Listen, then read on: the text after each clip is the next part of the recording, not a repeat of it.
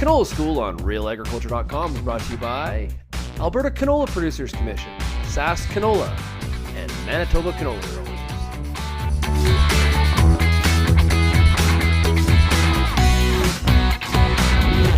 All right, we're joined here at the Cereals North America Conference in Winnipeg by Sean Wildman of Seaboard Corp. And you were talking today about the canola markets, what the outlook is right now, particularly how currency is a big factor in commodity markets right now, including the canola market, Sean.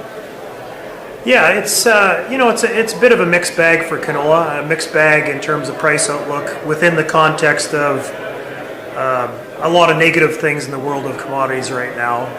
One of the negative things, not only for canola but for grains and oilseeds globally, is the fact that a lot of the exporting nations have seen a severe devaluation of the currency, which ultimately means they can sell it cheaper. A lot of people are looking at the Canadian dollar and saying, wow, it's down 20%, that's a big deal, it's really moved a lot. That should support the price of my wheat, that should support the price of my canola, which is a factor. But if you look at the Brazilian real, for example, that is a major competitor of ours on the export side, they've devalued 50%. So that allows their farmers to sell it that much more aggressively and compete with the Canadian farmer.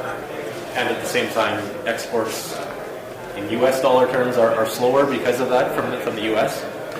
Yeah, exports in U.S. dollars are lower. So, for example, if the Brazilian farmer right now is getting the most Brazilian reals for their bushel of soybean that they have ever gotten. So they're quite happy to see the Chicago Board of Trade at $8.50 or $9 a bushel like it is right now, because that gives them a return that is the best return they've ever had in terms of sales value. So they're quite willing to sell that, and that's putting a cap on prices when you look at it in terms of U.S. dollars, which is where the futures market is primarily trading in. So where are we sitting right now in terms of the Canadian canola exports for this year? How do they compare with their dollar being where it is? Canola exports are ahead of last year's pace. If you look at the crop year, I think we're in week 11 or something like that. We're up maybe 7%. I did make the point during the presentation that that's old business. That business was done 6 months ago. Your crushing margin in Canada now, your gross crush margin, is probably $50 a ton today. If you go back to when that business was done, it was done when crush margins were $100 a ton. So the business made sense at the time. I really think that we're going to struggle to put new business on here, and that will be reflected in those year-to-date export numbers as we go forward. The price of oil is simply too cheap. The crushing profitability is simply too poor. Mm-hmm. The farmer looks at it and says, I can't get $10 a bushel today. That is a very low price for canola. But the crusher looks at it and says, if I have to pay the farmer $10 a bushel today, when I sell my oil and meal, that doesn't give me a margin big enough to justify keeping my plant running. So it's a real struggle in terms of big, small, cheap, expensive. It's a relative term. In the case of canola, the most significant thing is it's the cheap or expensive is relative to the price of your products, which are oil and meal. And unfortunately today, canola is expensive relative to what you can get for your oil and meal values. So how do you see farmers responding to this? Do you see canola staying in the bin until spring or early summer? Well, if you look at farmer marketings, actually, year to date it's been not bad. I think farmer selling interest is exceeding buying demand, and a reflection of that is two easy ways to measure that, which is your nearby basis, which is widening out, and secondly, future spreads. Future spreads tend to reflect the demand for nearby delivery, and 90% of farmer sales are for spot. Farmers very rarely sell the deferred months.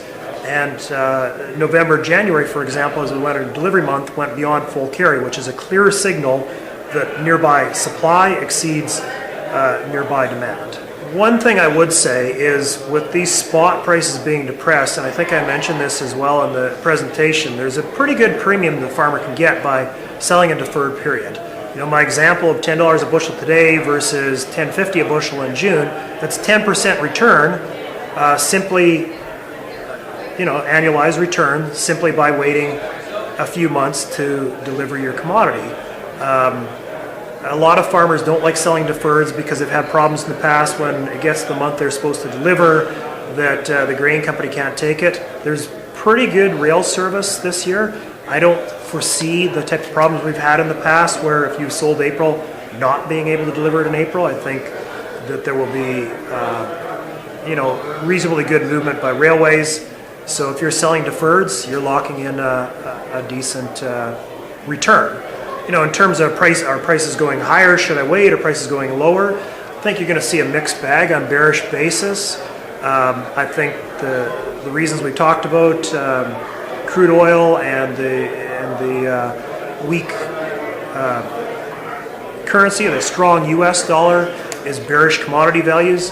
There will be a problem somewhere in the world in the next 6 months. So even though I don't think there's a lot of upside room for canola or wheat or any of the other commodities, you will have something that causes a problem. The price of crude oil is close to $40 a barrel today. I wouldn't be surprised to see that rally to 50 or 60 for some unexpected reason. I don't think that means that it continues to go up, but that rally, when that happens, is an opportunity for the farmer to sell. I don't think that we are going to have the same upside that we had in years past when there's a problem. There's a dryness in Russia, and in years past, the price of wheat would go to $9 a bushel. That's not going to happen this year, I don't think. All right. Well, thanks for your time, Sean.